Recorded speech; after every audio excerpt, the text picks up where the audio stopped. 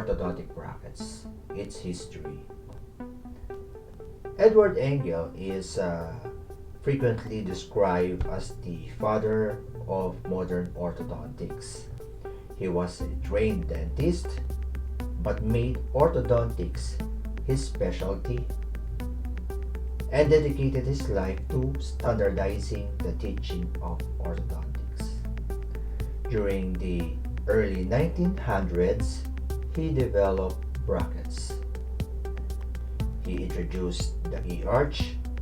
This appliance used bands on the molars with an expansion screw threaded to the buccal aspect of molar bands.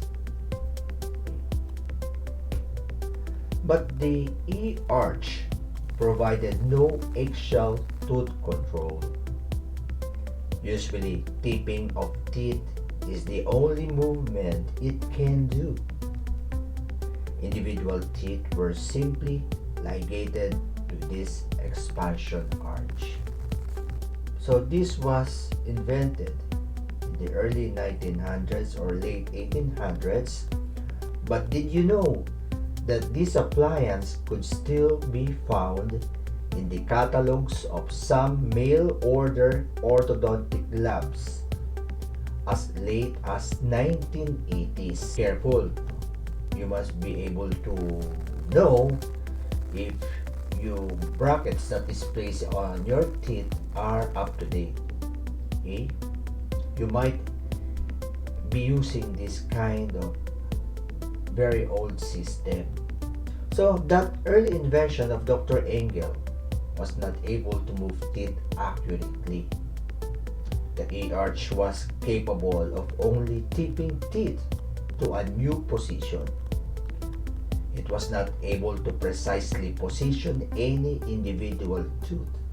In 1912, Dr. Edward Engel introduced the pin and tube appliance. Engel began placing bands on teeth and used a vertical tube.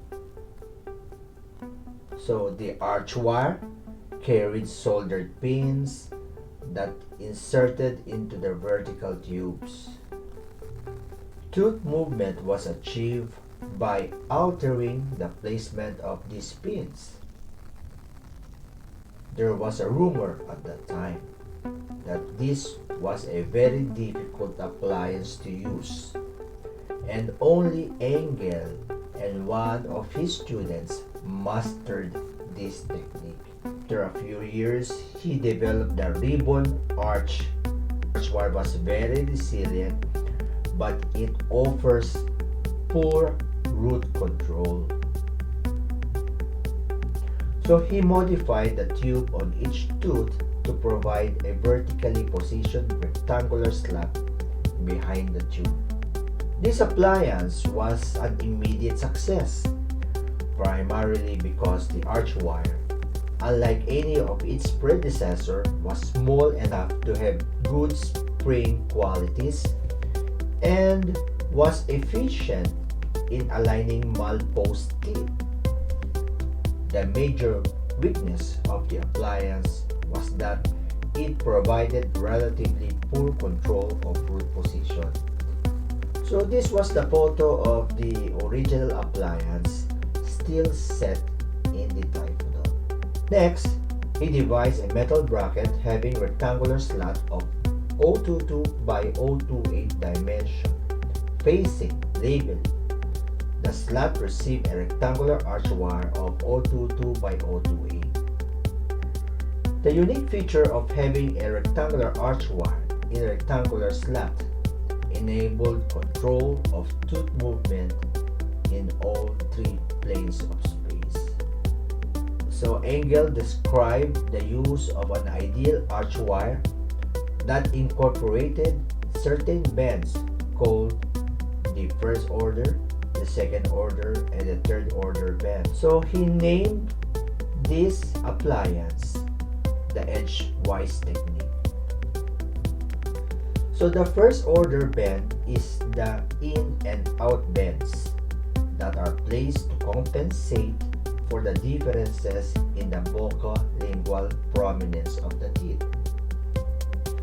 the compromise of the lateral inset, the canine offset, and the molar offset. The second order bends are placed to achieve correct mesiodistal axial inclination of teeth. Example, if this bend is a molar tip back bend and anchorage bends for beg, these are all the same. They tip the crowns distally and the roots mesially.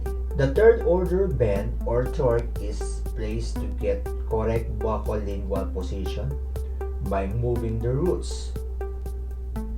So by twisting the wire, you can control the angulation of the root. So this is a case done under a standard edgewise technique. You can see good control over tooth movement.